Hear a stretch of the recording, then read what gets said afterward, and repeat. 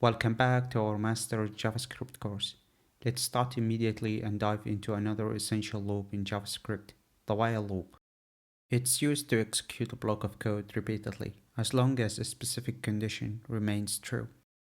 Unlike the for loop, which has a fixed number of iterations, the while loop's iteration counts depend on the condition. Let's see how the while loop works with an example. In this example, we started to initialize a variable I and set it to 0. The while loop will continue executing as long as the condition I less than 5 holds truth. Inside the loop, we perform any desired operation, such as printing the value of the I and then increment I using I++. The loop will repeat the code block until the condition becomes false. It's essential to ensure that the condition eventually becomes false to avoid an infinity loop. The while loop is practically useful when the exact number of iterations is unknown and you wanted to keep the repeat of the code until the certain condition is met. Let's have another example using the while loop for better understanding.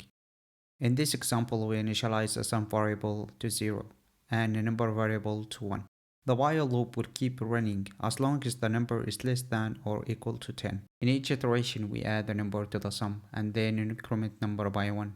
The loop continues until number becomes 11, at which point the number less than 10 becomes false and the loop will stop. The final result will be the sum of numbers from 1 to 10, which is displayed in the console.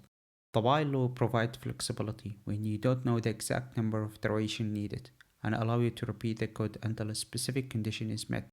It's a powerful tool for handling various scenarios in JavaScript programming. Keep practicing and exploring different loop patterns to become a proficient JavaScript developer. Now you have a solid understanding of both for and while loops in JavaScript.